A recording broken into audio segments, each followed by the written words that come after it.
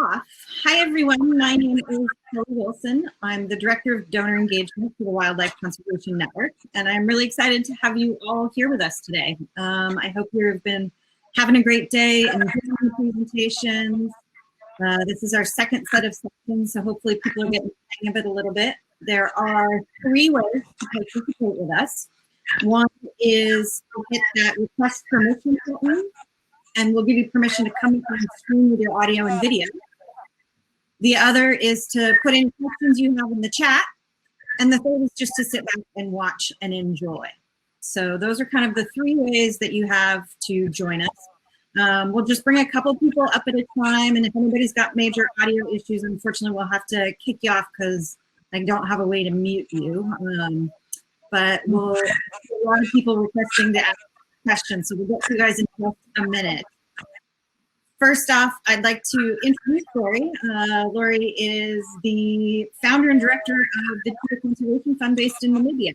I had the pleasure of meeting and seeing Laurie's operation in 2004, and it is quite incredible. So if you haven't had a chance to visit, I would highly recommend it. But I'll turn it over to Laurie to give you a little more background information and Hi, everybody. Thank you all for joining us. This is wonderful being able to see you virtually versus, sadly, not to be able to be there with you. But, you know, everybody, it looks like from around the world, I'm seeing names from all kinds of places. So thanks all. Just a little overview of what Cheetah Conservation Fund is.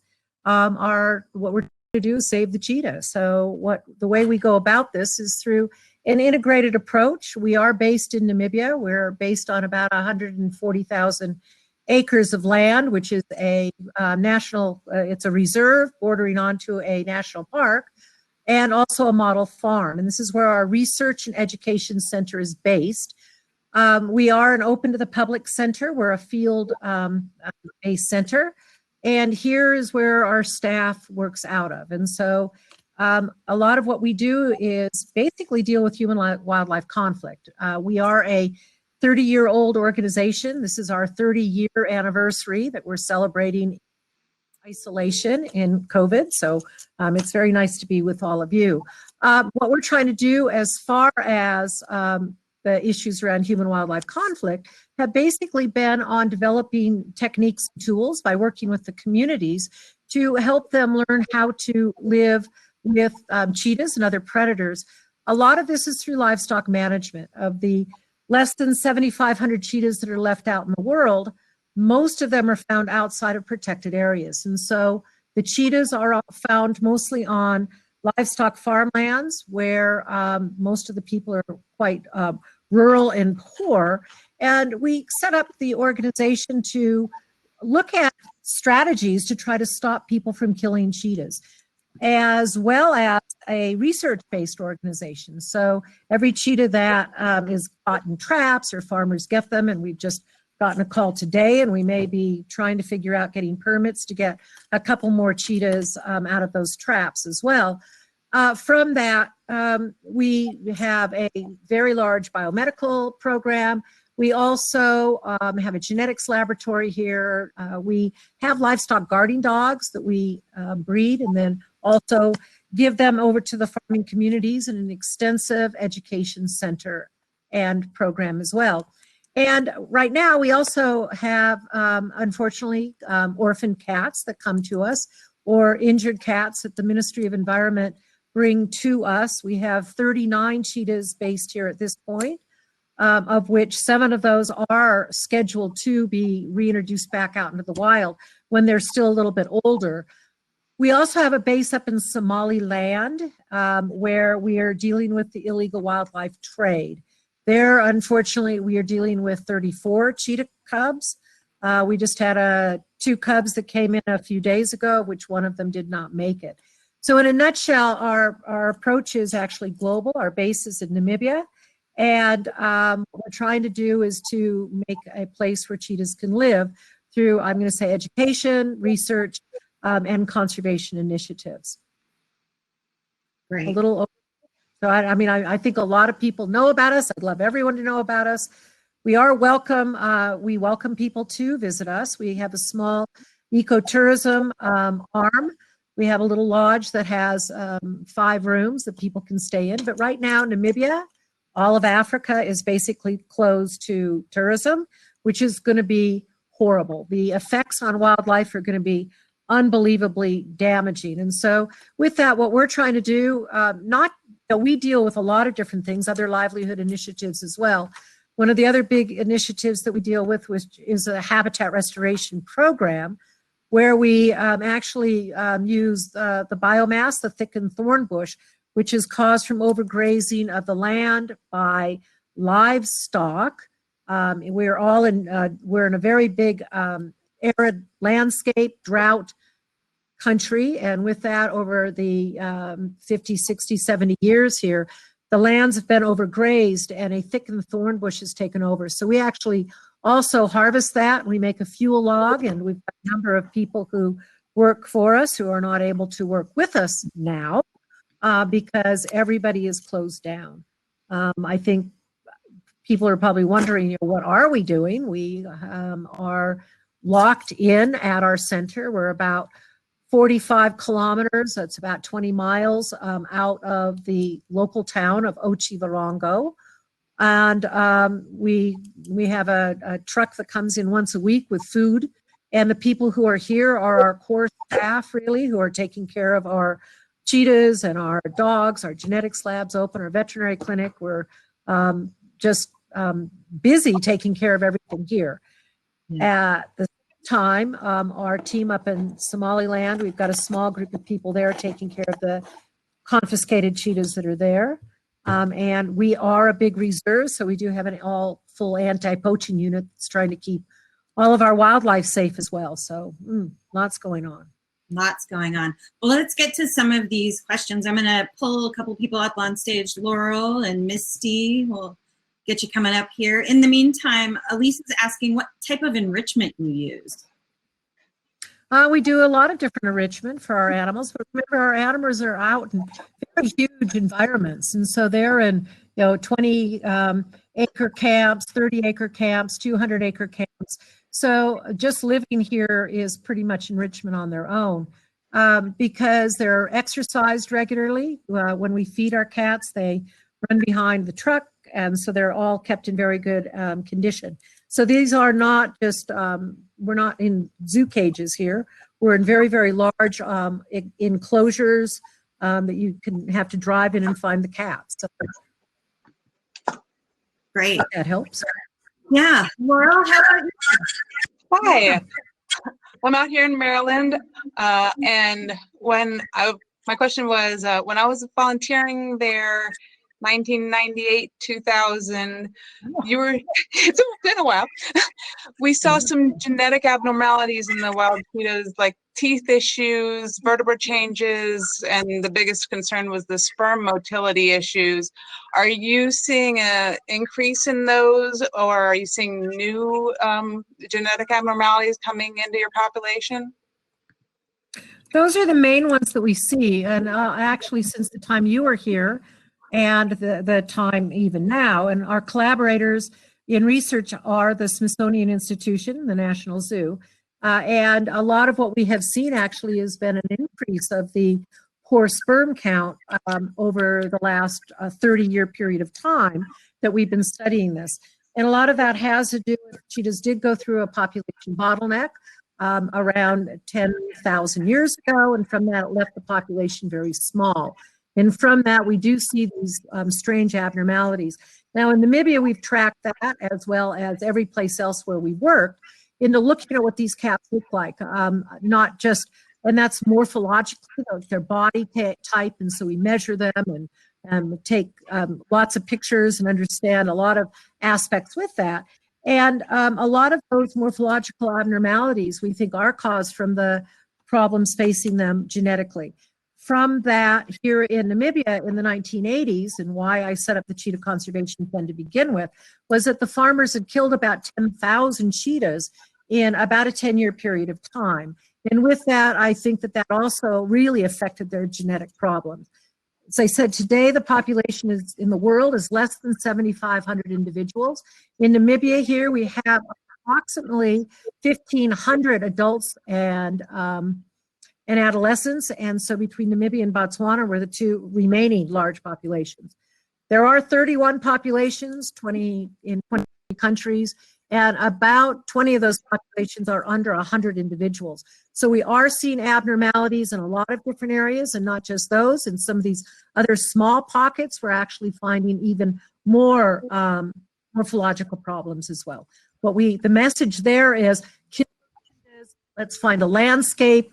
Let's try to allow the cheetah to live on the land. And that's why we work so hard with the farmer communities through what we call the Future Farmer of Africa program, and have wildlife. So we have conservancies here in Namibia, where our conservancies, I think, are very famous in the world. It's where our communities live in harmony with wildlife, and they actually usually, through ecotourism, are able to prosper. Again, COVID-19 is going to be a huge problem for all of our communities. And right now, our whole government is working actively to try to find ways around this through trying to help the communities, basically. Great. And are the farmlands going to be the corridors that you're hoping to keep populations together? Yeah, the farmlands are going to be where the cats are going to be. In Namibia, we have wildlife on our farmland. It's called an integrated system, and that's why our conservancy is so important. And what we find, if we can manage our grasslands through our habitat programs, as well as managing our livestock and having wildlife on the land, predators can live in harmony together. And so that's been our model here, and what we've been working with throughout the Cheetahs range, and working with people from all the different range countries. We brought many of them here to Namibia. We've done training with them. And on a regular basis, we're actively working in those countries. In May, no, I don't know where I am today. In February and March, I just came back from Ethiopia and Somaliland. Again, we've got real good collaborators up there. That's where a lot of the illegal wildlife trade is going on. And a lot of it is that nobody's dealt with those farmers. They're pastoralists, and trying to work with them on not catching and killing cheetahs because they're maybe catching their livestock, but to figure out how they're raising their livestock so we can help them. So we're working with a network of veterinarians and a network of police enforcers and government enforcers as well to try to stop that. Having that small population, though, it's going to be really hard to link populations. What we want to do is growing those populations. Right now, Namibia and Botswana do share a population, and we want to make sure that that stays. Great. Thank you so much. Thanks, Laura. I'm going to hop over to Steve for our next question. Hi, Laurie. Hi, Steve. How are you? I'm good. My computer's working today, so thank you. Oh, well, yeah, actually, I was in Jane and Rebecca's session earlier, and I could definitely tell that Rebecca needs an upgrade. But speaking of Jane and Rebecca's session, there were several people were asking questions about the book, and I don't know if everybody got to see the book in that session. I was trying to answer in the chat about the title of the book. Jane through the title, and people kept asking for repeats. So if some of those people are in your session, maybe they'll have seen the book there just now. The book is called Cheetahs, Biology and Conservation. The only thing mine is missing is that I haven't had time for you guys to sign it. Well, we can from here now. So when we see you again, we hope it will be, I hope this fall we'll be able to see you. So, and the books are wonderful. It's everything you'd ever want to know about cheetahs, but you were afraid to ask. And it's 4 different sections with, I think we've got about 140 co-authors. And it's from genes to conservation. So everything that you really would ever ask about the cheetah, we've tried to put that in, which is kind of a culmination of, almost, 45 years of years of research that I've been working on cheetahs as well. That's really very, everybody in it. And Jane and Rebecca are in a couple of the chapters, and it's wonderful. And one last thing, Laurie, the ambassador you met last year, Tafari, is doing extraordinarily well. I was up there last weekend, and he was running like there was no tomorrow. So he has. So I'm so Yeah, glad. so Great. and so we're Isn't that we're good amazing there. what a year did? So that's just great. Yep. Thanks, Steve. A couple of questions in the chat. Somebody's asking Mallory's asking, how do you feel about tourists being able to spend time with rescued domesticated cheetahs with disabilities? Is that an issue you're running into at all? Of disabilities. I mean, our vets stay very busy up in Somaliland primarily because the cubs that are coming in are all malnourished.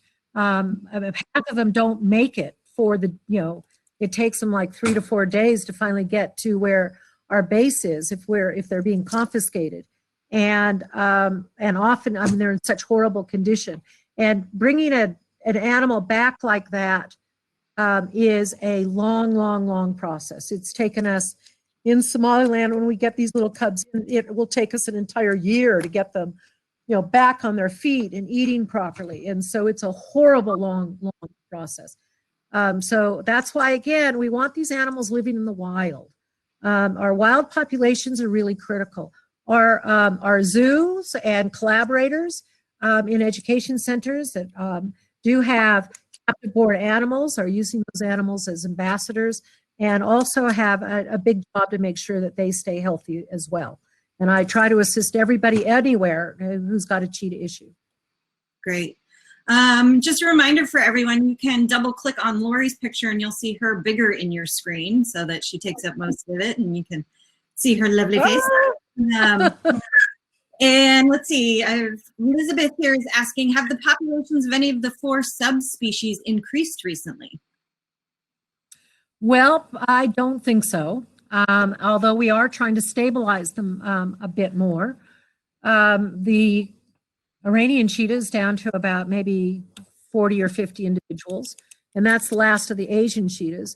Where we're working out of the Horn of Africa, which is a very rare subspecies, and that animal, there's probably less than 300 of them within the Horn of Africa, and we're seeing about 300 of them being probably going into the illegal wildlife pet trade into the Middle East. And that's why we're trying to stop that. So, I've been, going to the CITES meetings and the Convention on Migratory Species. And in March, when the Convention on Migratory Species, we actually are getting traction.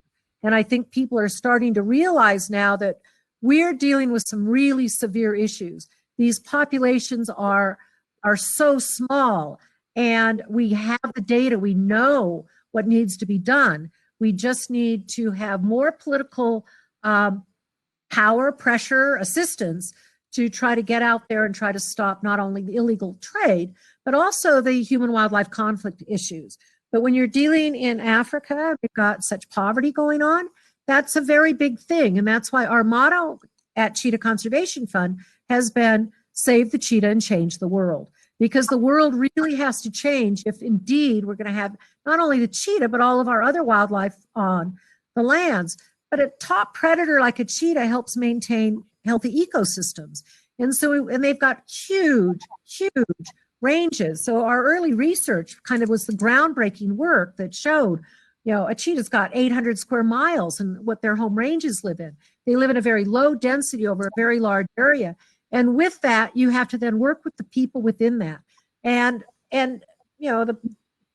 I think it's been an awareness in the last 10 years that the poverty within Africa is going to continue unless we really get in there. That's why our Bush Block program has been so important. And our community-based work in the eastern communal areas, last year we started a One Health program. We were out working with the farmers, vaccinating their dogs, over 1,000 rabies vaccines that also affect the cheetah and the African wild dogs. We work on African wild dogs as well because nobody else does. And cheetahs and African wild dogs have been blended together. Nobody else does here in Namibia, I should say. We work with our partner, the painted dog people in Zimbabwe often. But here, there's nobody dealing with it. And so the wild dogs have come under our care. And this past year, we actually were able to put a couple years ago, we got 16 puppies in from 2 litters, and we were able to put them back out into the wild along with some of the cheetahs that have also come in as orphan animals. So we've had great success with some of our rewilding programs as well. But the African wild dogs are a critical part of the community-based work that we deal with. Great. Thank you, Laurie. Also a reminder for folks, you can put your questions in the chat box. So just throw those there if you want to hear anything. And then everyone's asking, can the cheetahs in Somaliland be relocated somewhere safer like Namibia? Well, where they are is really safe. And you don't really want to move animals from one place to the other. And so that's why we have invested in helping develop a sanctuary there. The sanctuary that we've got Cheetah House 1, Safe House 2, and the government has given us land to try to develop a center similar to what we have here in Namibia, which would be very large, vast areas. And most of these animals are not capable of going back out into the wild because, again, they come in at such horrible condition, malnourished, broken bones. They're just not healthy, happy animals that you'd ever want to think of putting back out. Well, also there's disease transmission that could occur. And so Namibia will not have anything come into our country. And so Somaliland, we're working very hard with to maintain their population there and to stop the animals coming in. We really want to stop that so that we can have wild animals continually living in Somaliland. And I know I see a couple of the questions that have come up about, COVID-19 and that transmission into the big cats. And we work closely with the veterinarian at not only the Bronx Zoo, but the pathologist and the veterinary labs where those samples have been tested. And it's quite fascinating that, yes, indeed, it is a COVID-19. But remember, cats can get a coronavirus, which is feline infectious peritonitis. This is, though, according to the pathologist that we work very closely with, is a COVID-19. And the basic message is that, it looks like it is transferable. And we all just probably need to be very, very careful around our animals. So wear masks, have, distancing of your animals. The zoos have all started that. So I think those are all real strong messages that we have to be aware of. Great. Thanks, Laurie.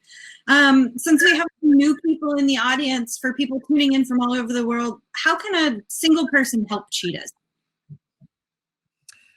Well, let me see. I started. Look what we've done. We've grown a world of people who care about cheetahs. We've got wonderful young people who have come through here as our interns that, have started other organizations helping cheetahs, collaborators. We really need awareness. So, we need people to be listening in to all of us from WCN to know what our programs are. We need people to be aware that wildlife is our responsibility to take care of for future generations. We are the stewards, and it's our job to try to help make things smarter. We need to work with businesses. We need to work with government. We have to develop policies. We need to be on the ground and work with the people who are living with the animals. But one person, if you're not here, you can do a whole lot by being a messenger. Take that message, help spread it, find more people to join our talks, to get involved in the Cheetah Conservation Fund. Go to our website, cheetah.org. There's huge things that you can do to get involved. I'll talk to any of you. Ask me for a Zoom call. I'm happy to talk to you. Invite me to your school or one of your businesses if I get to come back ever to America again. But I think the message is one person can do a whole lot.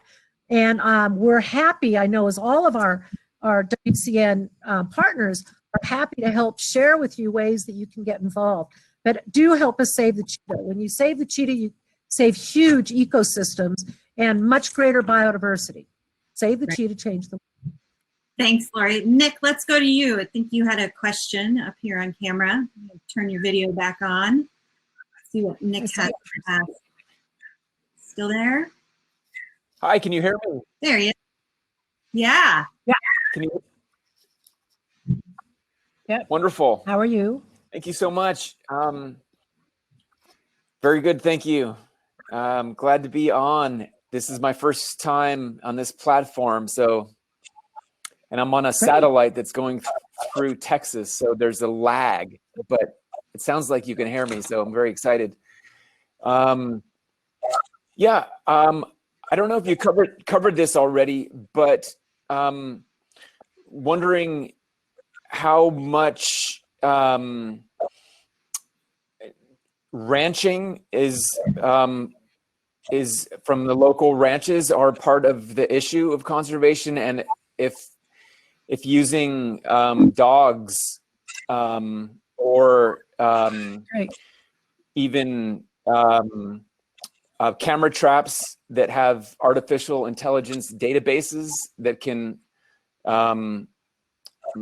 send a message via text to the ranchers that lets them know that a predator is nearby, so that Yeah, they that can would be great. then take non-lethal measures, Well, you know.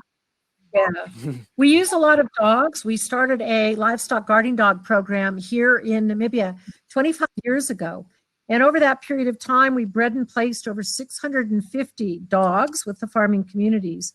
And we've got a litter of puppies due of May. And we know that she's probably got at least 6 puppies in. We do ultrasound, and so we know what's going on. And we work very closely with the farming communities. And with that, we've taught a lot of training with the farmers through, again, what we call Future Farmers of Africa, to teach them about knowing the tracks that are there, sites of, there's predators everywhere. I mean, today, I was just telling Kelly earlier, I was at my next door neighbor's arm's distance and, social distancing and everything. And we've got 3 leopards that are around his yard. And so we put up camera traps, we've got lights, and they've got livestock guarding dogs. And so it'll be an interesting night tonight. But there's ways of chasing them off as well. It is called timeshare, is that if you manage your livestock properly, the leopards and the cheetahs and jackals are going to be around, but they're not going to want to eat your livestock because they know your livestock's protected. The dogs are very, very, very loud. They're very aggressive. And if indeed something were to come towards them and their flock, they will fight to the death if they have to. Usually just awareness, because predators don't want to get hurt. And a lot of people think that predators are wanton livestock killing animals. They just want an easy, free meal. And so if you've got a deterrent there, and the dogs are probably one of the best deterrents there is, we use Kangal dogs and Anatolian shepherds, which are a Turkish dog, and they've been used for about 5,000 years to protect livestock from predators. And when we use the dogs, and again, we placed them on about 650 farmers, we see between 70 and 100% decrease in livestock loss for the people who have the dogs. So there are tools. Also, you can put your animals in a corral, you can have calving camps. So there's a variety of different techniques that not only work for the cheetah, that we've actually helped share with predator people on a global basis. Great, thanks, Laurie. I'm going to ask one final question. Thanks, Nick. I'm going to ask one final question, and just wanting to know, what gives you hope for your species and the planet? Well, I think what gives me hope is all of you. So my staff give me hope. The students that I've trained give me hope. The farmers that I work with give me hope, and our government, or the governments that I work with around all of Africa. I often get stuck dealing with all the government stuff because of my age, I think, and my status and training. But with that, being able to help develop programs in these other countries, like Kenya and Botswana and Somaliland now, and Iran, Algeria and Ethiopia, I know that if we can work with the farming communities appropriately, or the herders, that they are going to be our solution, and it's also going to be the governments, and all of it, it's going to take a lot of inner care. So, we need the support to do that, to continue with that work. And, coming back to the question is, what can one person do? Help us, raise funds so that we can be very successful in continuing with these major programs that we've started over a 30-year period of time. They can't stop. There's no going back. We have to go forward. And over the years, in 30 years, I've trained, probably close to 1,000 or more of the most amazing interns there are in the world, who aren't just working here in Namibia with cheetahs, but they're working throughout all of the world on wildlife conservation programs. Thanks, So I Laurie. stay hopeful. Yeah. Well, I will say I stay hopeful because of you. So we love that. Thank you, everybody, for joining us in this session. If you aren't already on CCF's mailing list, please go by their expo booth and make sure you click on that join mailing list so that you can keep in contact and continue to learn more about the work of Cheetah Conservation Fund and all the great stuff Laurie does in Namibia and beyond. From here, we've got a 15-minute break, and then we'll be reconvening on the stage at 1:45 for the Grevy Zebra Trust Talk, which I believe will be pretty good. So thank you all for being here, and we'll see you on the main stage, and we'll see you later. Take care. Thanks, Bye, Laurie. everybody.